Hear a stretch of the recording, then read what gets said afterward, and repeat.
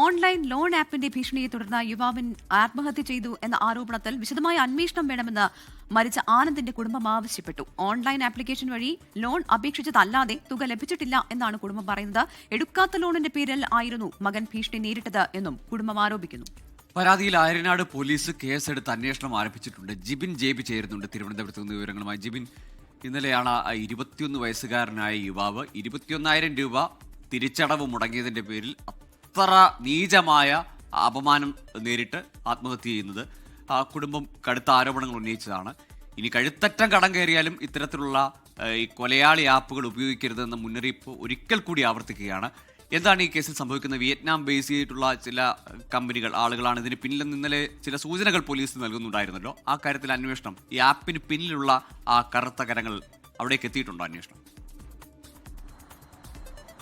ഗോകുലൻ പ്രവിധ, ഇക്കാര്യത്തിൽ പ്രധാന വെല്ലുവിളി എന്ന് പറയുന്നത് സമാന കേസുകളിലൊന്നും തന്നെ പ്രതികളിലേക്ക് പോലീസിന് ഇതുവരെ എത്താൻ സാധിച്ചിട്ടില്ല എന്നുള്ളതാണ് പ്രധാനമായി എടുത്തു പറയേണ്ടത്. അതേ കാര്യം തന്നെയാണ് ഇവിടെയും. കാരണം ഈ ആനന്ദ്, 21 വയസ്സുകാരനായ ആനന്ദ് എന്ന് പറയുന്ന യുവാവ് നിലവിൽ ലോൺ എടുത്തിട്ടില്ല എന്നുള്ളതാണ് കുടുംബം പറയുന്നത്. കാരണം ആനന്ദിന് ഒരു 19,000 രൂപ ആവശ്യമുണ്ടായിരുന്നു. ഇതുമായി ബന്ധപ്പെട്ട ഈ ഓൺലൈൻ ലോൺ ആപ്ലിക്കേഷനിൽ കയറി ലോണിന് വേണ്ടി അപ്ലൈ ചെയ്തിട്ടുണ്ടായിരുന്നു. പക്ഷേ പണം ഇതുവരെ ആനന്ദിന്റെ അക്കൗണ്ടിൽ ലഭിച്ചിരുന്നില്ല. പക്ഷേ ഈ ലോണിന് വേണ്ടി അപ്ലൈ ചെയ്തതിന് തൊട്ടു പിന്നാലെ തന്നെ പണം തിരികെ ആവശ്യപ്പെട്ടുകൊണ്ട് സന്ദേശങ്ങൾ, അത് പല നമ്പറുകളിൽ നിന്നാണ് ഭീഷണി സന്ദേശങ്ങൾ ആനന്ദിന് എത്തിയിരുന്നത്. ഓരോ നമ്പർ ബ്ലോക്ക് ചെയ്യുമ്പോഴും മറ്റേ തൊട്ടടുത്തുള്ള നമ്പറിൽ, കഴിഞ്ഞ ദിവസം നമ്മൾ പുറത്തുവിട്ട ആ ചാറ്റിൽ നിന്ന് തന്നെ വ്യക്തമാണ്. അതായത് കൃത്യമായി തന്നെ ഭീഷണി സന്ദേശം മുഴക്കുന്നുണ്ട്. പ്രത്യേകിച്ച് മലയാളികളാണ് എന്നുള്ള ഒരു കാര്യം കൂടി നമുക്ക് ഉറപ്പിച്ചു പറയാൻ സാധിക്കും. കാരണം ഒരു നമ്പർ ബ്ലോക്ക് ചെയ്ത് കഴിഞ്ഞാൽ എൻ്റെ 1000 നമ്പർ തന്നെ ഇനിയുമുണ്ട്.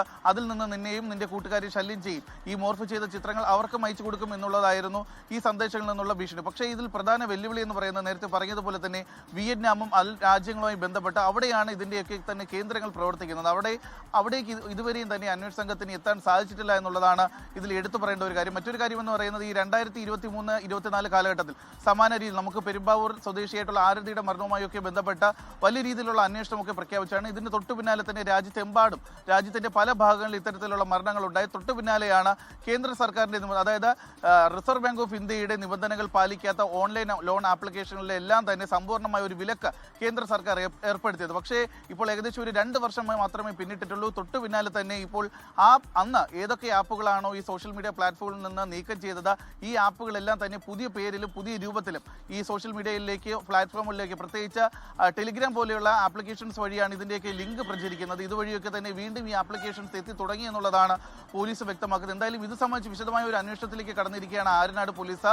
ആര്യനാട് പോലീസിൽ നമുക്ക് മനസ്സിലാക്കാൻ സാധിക്കുന്നത്, ഈ നമ്പറുകളൊന്നും തന്നെ, അതായത് ഭീഷണി സന്ദേശങ്ങൾ, മോർഫ് ചെയ്ത ചിത്രങ്ങൾ, ഇതൊക്കെ എത്തിയ ഈ ഫോൺ നമ്പറുകളൊക്കെ ട്രേസ് ചെയ്ത് ചെല്ലുമ്പോൾ അത് ഈ നേരത്തെ പറയുന്നതുപോലെ വിയറ്റ്നാം ബേസ് ചെയ്തിട്ടുള്ള നമ്പറുകൾ, അല്ലെങ്കിൽ ഇന്ത്യയുമായി ബന്ധപ്പെട്ട, ഇന്ത്യയുടെ അയൽ രാജ്യങ്ങളുമായി ബന്ധപ്പെട്ടുള്ള നമ്പറുകളൊക്കെയാണ്. പക്ഷേ ഇതിൻ്റെ ഒന്നും തന്നെ ഉറവിടം, അല്ലെങ്കിൽ ഇതിൻ്റെ ഒന്നും തന്നെ യഥാർത്ഥ ഉപഭോക്താക്കളല്ല ഇതൊന്നും തന്നെ ഇപ്പോൾ നിലവിൽ ഉപയോഗിക്കുന്നത് എന്നുള്ള ഒരു കാര്യമാണ് വ്യക്തമാകുന്നത്. എന്തായാലും ഇത് സംബന്ധിച്ചൊരു വിശദമായ അന്വേഷണം സംസ്ഥാന പോലീസിന്റെ ഭാഗത്തുനിന്ന് ഉണ്ടാകുമെന്ന് തന്നെയാണ് ഇപ്പോൾ നിലവിൽ ലഭിക്കുന്ന വിവരം. ഗോകുൽ ജിബിൻ, അതോടൊപ്പം തന്നെ ഇതിൽ പ്രധാനമായും ഉന്നയിക്കപ്പെടുന്ന ഒരു ആരോപണം, ഈ യുവാവിന്റെ നഗ്നചിത്രങ്ങൾ ഉൾപ്പെടെ ഈ ബന്ധുക്കൾക്ക് അയച്ചു നൽകി എന്നുള്ളതാണ്. ഇതേക്കുറിച്ച് എന്തൊക്കെ കാര്യങ്ങളാണ് ബന്ധുക്കൾ പങ്കുവയ്ക്കുന്നത്?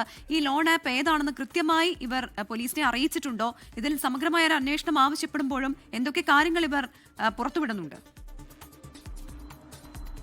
പ്രവിധ, ഇതിൽ ഏറ്റവും പ്രധാനപ്പെട്ട ഒരു വെല്ലുവിളി എന്ന് പറയുന്നത്, ഈ യുവാവ് ജോലി ചെയ്യുന്ന സ്ഥാപനത്തിന് സമീപത്താണ് വിഷം കഴിച്ച് അവിടെ അവശനായി നിലക്കിടന്ന് പിന്നീട് ആശുപത്രിയിലേക്ക് എത്തുന്നു, ബന്ധുക്കൾ എത്തുന്നു. പക്ഷേ ഈ ആശുപത്രിയിൽ എത്തിയ ശേഷമാണ് ബന്ധുക്കളിൽ പലർക്കും ഇത്തരത്തിൽ ഈ ആനന്ദിന്റെ മോർഫ് ചെയ്ത ചിത്രങ്ങൾ ഇവരുടെ ഓരോരുത്തരുടെ മൊബൈലിലേക്ക്, പ്രത്യേകിച്ച് ആനന്ദിന്റെ പിതാവിന്റെയും അടുത്ത ബന്ധുക്കളുടെ മൊബൈലിലേക്കൊക്കെ ഇത്തരത്തിലുള്ള ചിത്രങ്ങൾ എത്തുന്നത്. തുടർന്നാണ് ഇവർ ഈ ആശുപത്രിയിൽ ഗുരുതരാവസ്ഥയിൽ കഴിയുന്ന ആനന്ദിന്റെ മൊബൈൽ ഫോൺ എടുത്ത് പരിശോധിച്ച സമയത്താണ് ആനന്ദിന് പല ഫോൺ നമ്പറുകളിൽ നിന്നും ഇത്തരത്തിൽ ഈ ഭീഷണിപ്പെടുത്തുന്ന സന്ദേശങ്ങൾ എത്തിയതായി അറിയുന്നത്. തുടർന്ന് നടത്തിയ പരിശോധനയിൽ സുഹൃത്തുക്കൾക്കും അടുത്ത ബന്ധുക്കൾക്കും ഒക്കെ തന്നെ സമാന രീതിയിലുള്ള ചിത്രങ്ങളും സന്ദേശങ്ങളും എത്തിയതായി കണ്ടെത്തി. പക്ഷേ ഇത് ഏത് ലോൺ ആപ്ലിക്കേഷനിൽ നിന്നാണ് എന്നുള്ളൊരു കാര്യം വ്യക്തമല്ല. കാരണം ആനന്ദ ഇത് ഓൺലൈനായിട്ട്, അതായത് ഒരു ആപ്ലിക്കേഷൻ ഡൗൺലോഡ് ചെയ്യാതെ ഓൺലൈനായിട്ടാണ് ഇത്തരത്തിൽ ഒരു ലോണിന് അപ്ലൈ ചെയ്തതെന്നുള്ളതാണ് നമുക്ക് മനസ്സിലാക്കാൻ സാധിക്കുന്നത്. പക്ഷേ അതുകൊണ്ട് തന്നെ ഇത് ഏത് ലോൺ ആപ്ലിക്കേഷൻ ആണ് എന്നുള്ള ഒരു കാര്യത്തിൽ വ്യക്തതയില്ല.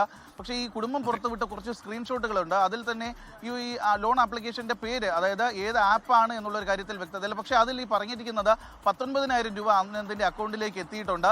ഈ 19,000 രൂപ പലിശയും ചേർത്ത് 21,000 രൂപയായി എത്രയും വേഗം തിരിച്ചടയ്ക്കണമെന്നുള്ള സന്ദേശങ്ങൾ മാത്രം, അതായത് വാട്സപ്പ് സന്ദേശങ്ങൾ മാത്രമാണ് ഈ ഫോണിലേക്ക് എത്തിയിട്ടുള്ളത്. പക്ഷേ ഇതുമായി ബന്ധപ്പെട്ട് ഒരു ആപ്പിന്റെ വിവരങ്ങൾ അല്ലെങ്കിൽ ഒരു ആപ്പിന്റെ കൃത്യമായ പേരോ വിവരങ്ങളോ ഒന്നും തന്നെ ലഭ്യമായിട്ടില്ല. അത് തന്നെയാണ് പോലീസിനും ആശയക്കുഴപ്പം സൃഷ്ടിച്ചുകൊണ്ടിരിക്കുന്നത്. എന്തായാലും ഇത് സംബന്ധിച്ച് നേരത്തെ പറഞ്ഞതുപോലെ തന്നെ ആനന്ദിന് നിരന്തരമായി എത്തിയിരുന്ന ഭീഷണി സന്ദേശങ്ങൾ, ആനന്ദിന്റെ സുഹൃത്തുക്കൾക്കും ബന്ധുക്കൾക്കും എത്തിയിരുന്ന സന്ദേശങ്ങൾ, അവ വന്നിരുന്ന നമ്പറുകൾ കേന്ദ്രീകരിച്ചുള്ള ഒരു അന്വേഷണത്തിലേക്കാണ് ഇപ്പോൾ പോലീസ് കടന്നിട്ടുള്ളത്. ശരി ജിബിൻ, ഏതായാലും ഇപ്പോൾ ഏറ്റവും ഒടുവിൽ വരുന്ന ഈ വിവരങ്ങൾ വെച്ചാണെങ്കിൽ അങ്ങനെ ഒരു ആപ്പ് ഇൻസ്റ്റാൾ പോലും ചെയ്തിട്ടില്ല. ഓൺലൈനിൽ തന്നെ ഒരു ലോണിനുള്ള സാധ്യതകളോ അല്ലെങ്കിൽ അതിനുള്ള അപേക്ഷ കൊടുത്തതേ ഉള്ളൂ. അപ്പോൾ തന്നെ സകല വിവരങ്ങളും അവർ ഊറ്റിക്കൊണ്ടു പോകുന്നു. അത് വെച്ച് പിന്നീട് ഭീഷണിപ്പെടുത്തുന്നു. പഴയ ബ്ലേഡ് മാഫിയയുടെ പുതിയ സോഫിസ്റ്റിക്കേറ്റഡ് ഡിജിറ്റൽ രൂപമാണ് ഈ ലോൺ ആപ്പുകൾ. അറ്റ കൈക്ക് പോലും ആരും ഇത്തരത്തിലുള്ള ആപ്പ് പലതവണ ഇതുമായി ബന്ധപ്പെട്ടുള്ള റിപ്പോർട്ടുകൾ നമ്മൾ തന്നെ സംപ്രേഷണം ചെയ്തിട്ടുണ്ട്. പലതവണ ഇതുമായി ബന്ധപ്പെട്ടുള്ള പ്രശ്നങ്ങളും പ്രതിസന്ധികളും എല്ലാം അറിയിച്ചിട്ടുള്ളത് പ്രേക്ഷകർ പ്രത്യേകം ശ്രദ്ധിക്കുക. ഇത്തരത്തിലുള്ള ലോൺ ആപ്പിന്റെ കെണിയിൽ വീഴാതിരിക്കുക എന്ന് ഒരിക്കൽ കൂടി ഓർമ്മപ്പെടുത്തുകയാണ്. ലോകത്തെവിടെയായാലും ഏത് സമയത്തും 24 വാർത്തകളും ഓഗ്മെന്റഡ് റിയാലിറ്റി പാക്കേജുകളും എക്സ്പ്ലെയിനറുകളും വിശദമായി കാണാൻ ഞങ്ങളുടെ യൂട്യൂബ് ചാനൽ നിങ്ങൾക്ക് സബ്സ്ക്രൈബ് ചെയ്യാം.